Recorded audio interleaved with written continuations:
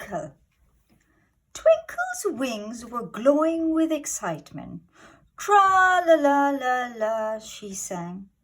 I'm a little fairy with sparkling wings. When I get my magic wand, I'll do amazing things. It was Twinkle's first day at the Fairy School of Magic and Music, and she couldn't wait to learn fancy spells like all the big fairies. Twinkle skipped in line with all the little fairies waiting for wands. Her wish came true when she got a sparkling peachy pink one. Shiny fairy notebooks and glittery pens appeared on all the desks. We'll start with a simple spell, said Miss Flutterby. Abracadabra, skiddle-dee-dee, the stool will now become a tree. Before she could blink, Twinkle found herself perched way up in a pear tree with Pippa and Lulu waving below. Now, it's your turn, said Miss Flutterby to the class. Pippa and Lulu swooshed their wands and bingo! They were both happily dangling from a plum tree. Twinkle tried swooshing her wand, but she got it all wrong, and instead of sitting in a plum tree, she landed upside down in a prickly holly bush. Ouch! Cried Twinkle, and Miss Flutterby had to rescue her. Now, remember to practice at home, said Miss Flutterby, but no spells at night. You don't want to start a ruckus. That afternoon, Twinkle and her friends did their homework together. This is fun, said Pippa, turning a teapot into a tiara. I love doing spells, said Lulu, changing bananas into balloons.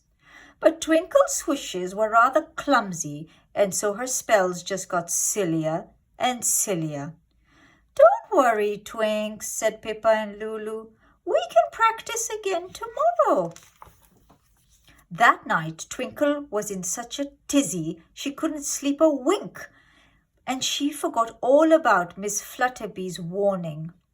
Fairies never give up, Twinkle said to herself. She leapt out of bed and waved her wand like Pippa and Lulu, but she couldn't quite remember the magic words. Abracadabra, fiddle-dee-tee. Her wings fluttered wildly as the bed began swinging.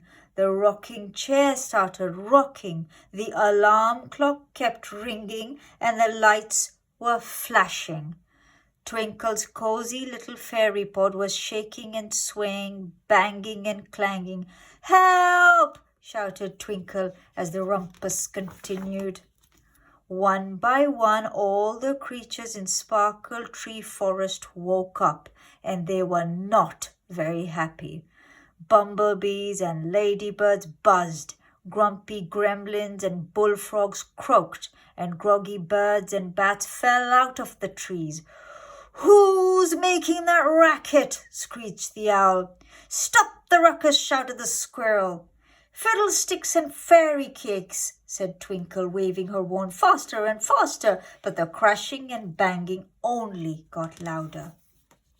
The next morning, every creature in the forest was howling and complaining outside Twinkle's door.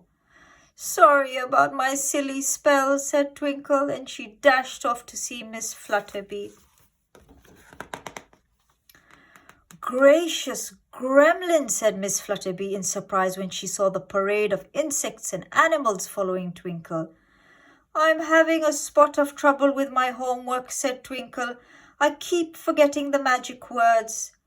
Since you love to sing, try singing your spells instead. Maybe that will help you remember, suggested Miss Flutterby kindly. Brilliant, said Twinkle, and her wings glowed bright pink again. After school that day, Twinkle flew home singing the magic ones. Abracadabra, skiddle-dee-dee, fix the mess that's up in my tree.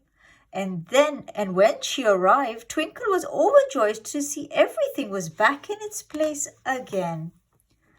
As the sun set over Sparkle Tree Forest, Twinkle sprinkled fairy dust over the treetops and sang a lullaby to all the forest creatures just to make sure they all had a really good sleep.